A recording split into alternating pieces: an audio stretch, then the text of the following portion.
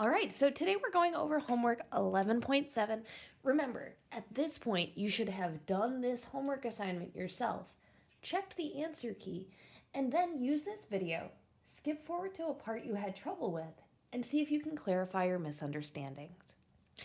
In number 1A, I want you to use the memorization method to figure out what image is formed. In this case, an object is placed farther away than the center of curvature from a converging mirror.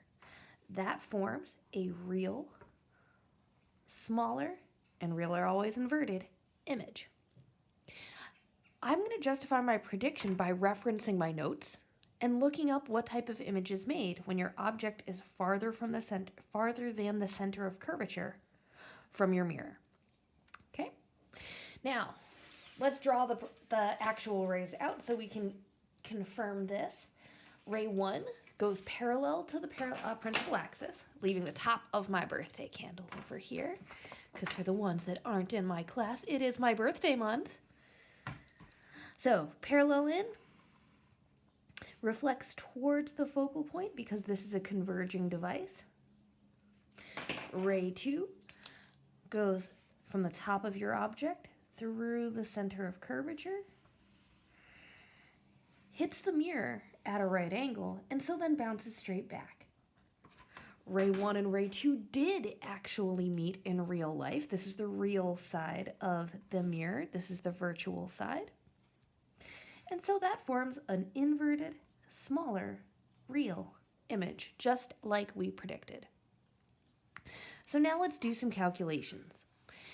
This chart over on the left-hand side is to help you keep track of all the variables. Especially since so many of them are distances, you want to be able to tell them apart. So the candle is 10 centimeters tall. That's the height of the object.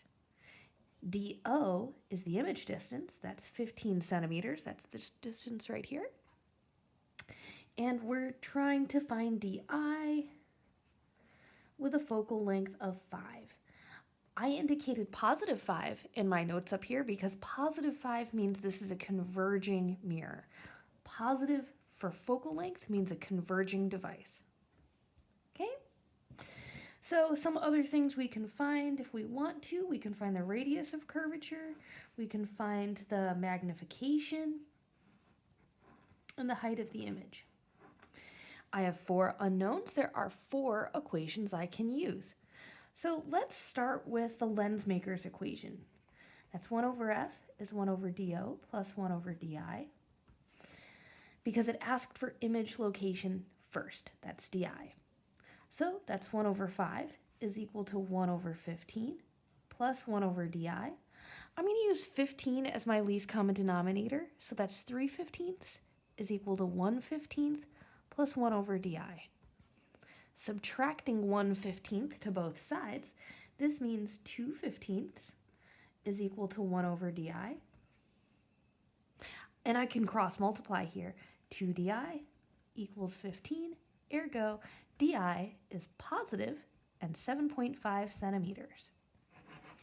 Remember, positive for di means this is a real image, which we both confirmed from our notes from before by memorizing, and confirmed from our ray diagram. So good that that all matches up there. We actually weren't asked to find the radius of curvature, but let's do it anyways because it's so stinking easy. Radius of curvature is twice the focal length, so 2 times 5. Radius of curvature is 10 centimeters. And radius of curvature is always positive, because what would even a negative radius mean? Yeah. Okay, magnification then. I know I'm going to use the negative di over do equation for radius. That's because I already know that di is 7.5 and do is 15. This gets me a negative 0.5 for my value of m, where the negative indicates inverted. And because 0.5 is smaller than 1, this is smaller than the original image. So real inverted smaller, everything's coming up Miss Pasega here, so we're good. Finally, find HI. Substitute negative 0.5 for m. HI is equal to 10 times 0.5 times negative 1. So HI is negative 5 centimeters, and that negative indicates below the axis, which is making sense because that's what we drew. Okay? So there were 4 equations to find 4 unknowns. Okay? Let's see if we can keep going. Number 2 is asking you to practice the same skills. So first, we need to classify this image. This is actually more than just memorizing, because in this case, you don't know the distance of the object to the mirror. I was able to classify this because I knew that the object was at 15 centimeters and the focal length was at 5. So I knew that it was farther out than the center of curvature. I actually don't know that for number 2. I need to get it just from the existing numbers. So from the existing numbers and information, actually, numbers and information, this is projecting an image, and only one type of image can be projected. Real images can be projected onto walls, virtual cannot. So this must be real. This must be inverted. We also know it's inverted because m is negative 3.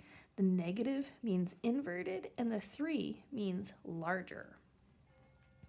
So based on the given information, I need a real inverted larger mirror. And here's where that memorization chart comes up. A real inverted larger mirror can only be made with a mirror that's shaped concave. Only this mirror can make that type of image. A convex one only makes virtual smaller upright, and that doesn't meet the specifications.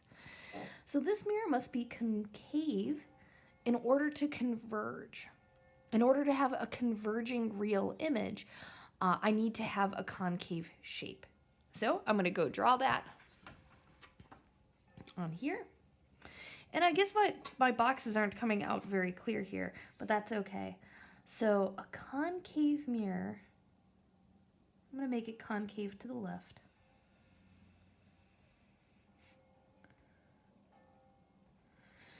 Draw the mirror backing so we know which way is real. Real side's on the left, virtual side's on the right. Now let's do some math, and then we'll be able to draw a scale diagram. So in this case, we know the magnification is negative 3.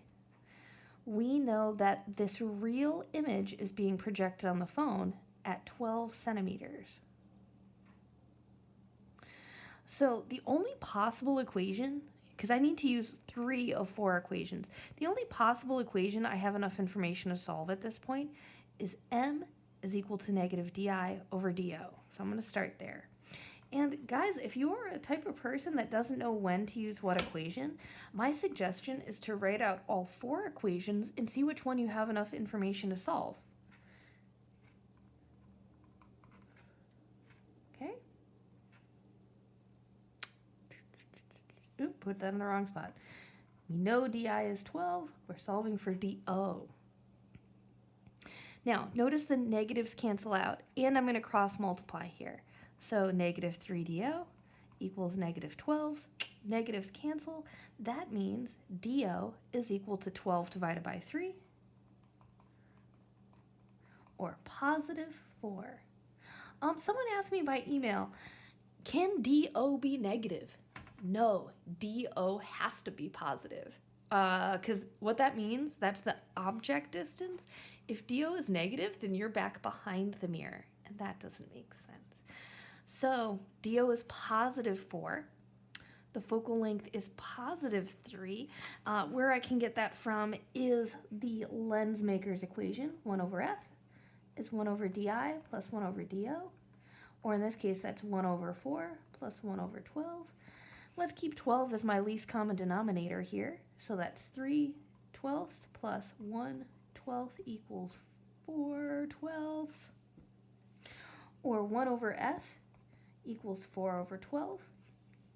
Inversing both sides, that's f over 1 equals 12 over 4. Ergo f is equal to positive 3. Finally, radius of curvature. It's just so stinking easy. I can do that one in my head, all right, guys? 2 times 3, radius of curvature is 6. And radius of curvature is also always positive. So 3 equations, 3 unknowns, and I'm getting real inverted larger. Let's see, di is giving me real, m is giving me inverted, 3 is giving me larger. Let's see if my ray diagram matches up. So it says try to use the 1 box is equal to 2 centimeters. If I do that, then F would be at 1.5 box, C would be at 3 box, and my object is placed at 4, so it's at 2 boxes. Here's my object. And I'm going to make my object, it says that an image of a phone. So here's my phone. There's my phone screen. Okay? So now we draw our principal rays. Ray 1 goes parallel from the top of my object through the center of curvature, or through the focal point because converging. Ray 2 goes from the top of my object through the center of curvature.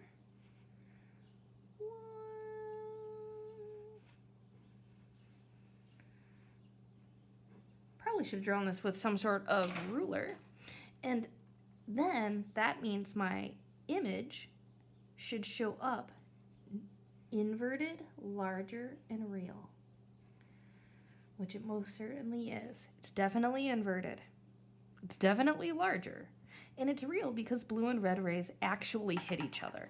Actually, if you want to think of it as like this, is my blue ray left the top of the object, hit the mirror, and bounced straight back through the center of curvature. And actually, if I drew this right, this image distance should be at 12 centimeters. So it should be at 6 boxes. 1, 2, 3, 4, 5, 6. I'm a genius. I win. I win at physics. All right, but let's finish this up. Number 3. Now we're starting with calculations and getting to classification. So now we have to be really careful on our calculations here. The flower is 10 centimeters, that's HO. It's placed 12 centimeters in front of the mirror, so that's 12 centimeters is DO. The image flower is negative 3 centimeters behind the surface, and I should know that a silvered garden sphere, something that looks like this, should end up giving me a negative focal length. I should know that. Okay? We want to find the focal length, the radius of curvature, the magnification. Oh, we're finding all 4, so all 4 equations here. But we have enough to start with the lens maker's equation, so we might as well do that. That's 1 over f is 1 over 12 plus 1 over negative 3. We're going to keep 12 as our least common denominator, so that's 1/12 minus 4/12 equals negative 3/12. 1 over f is equal to negative 3 over 12. Therefore, if I take an inverse of both sides, f over 1 is 12 divided by negative 3. F equals negative 4 centimeters, which is what I expect because this is a diverging device. The radius of curvature is twice as large as the focal length, so 2 times negative 4, but I'm going to write this as positive 8 because radius is always positive. So if you would like to think of it like taking an absolute value here, by all means do that. M is negative di over do, or in this case that's negative 3 over 12. Those negatives cancel, giving me 0.25 and positive. The positive means this is upright. The 0.25 means this is smaller than the original.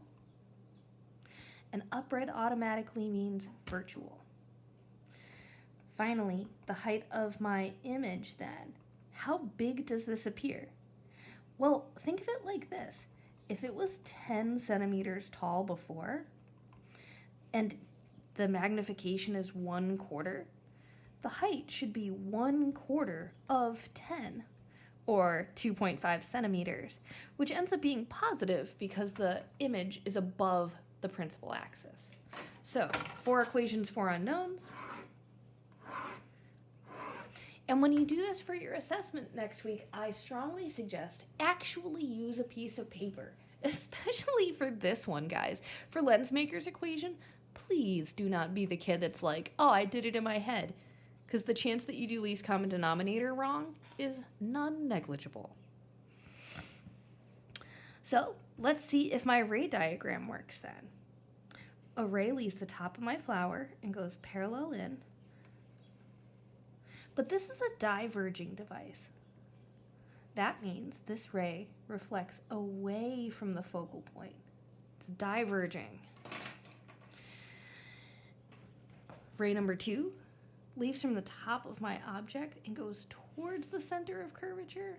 I'm trying to draw this as neatly as I can. It goes towards the center of curvature, hits at a right angle, and bounces straight back. The dotted rays on the right-hand side indicate that this is a virtual image. Those rays don't literally meet in real life. The real rays diverged.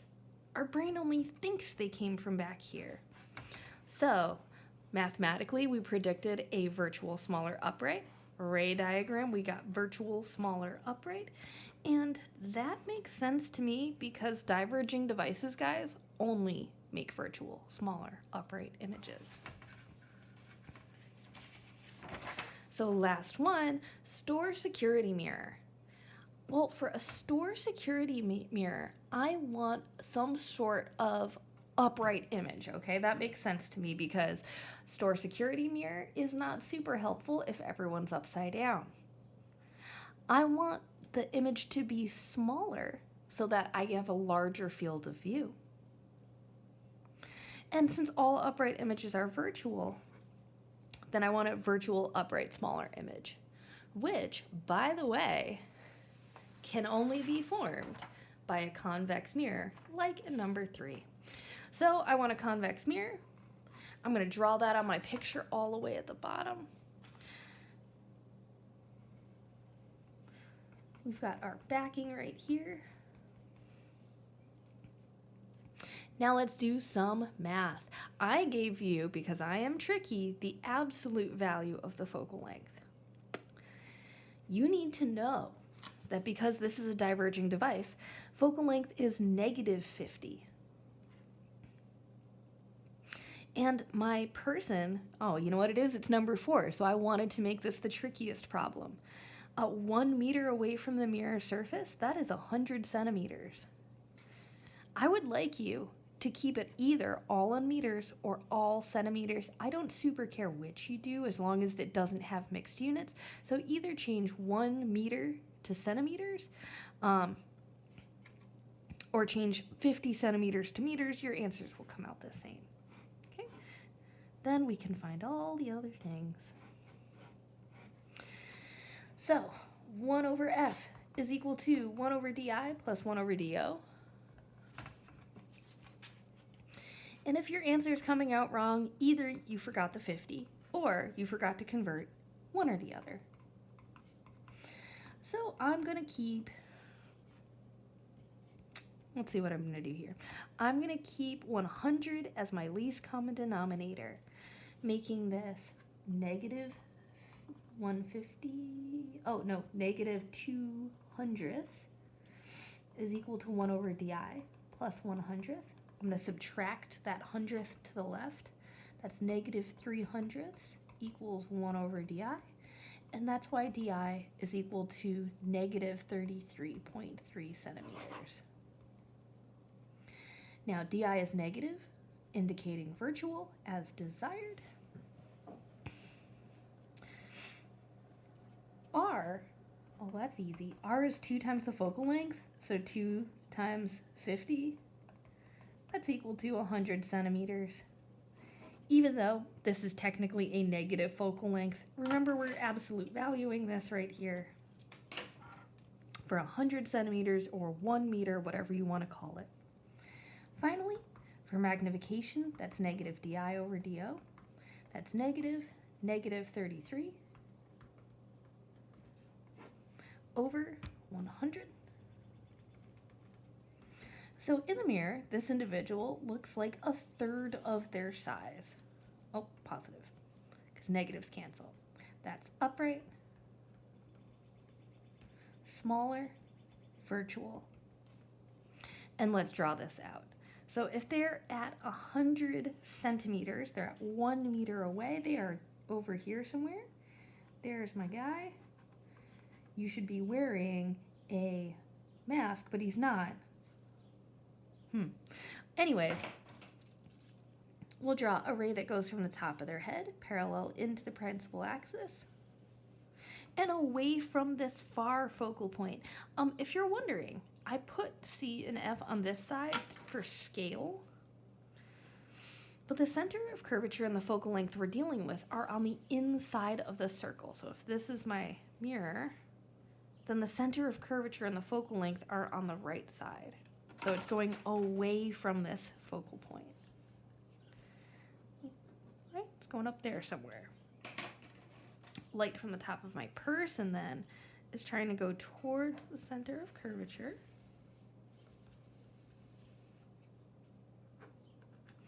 Ray 1 and 2 do not meet in real life. They meet virtually over here. And my person is virtual, smaller, and upright. So this ends mirrors. Actually, this ends most of optics.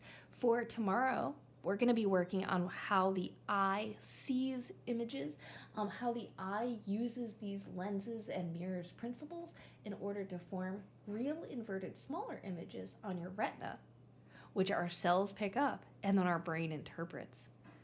All right, guys, best of luck.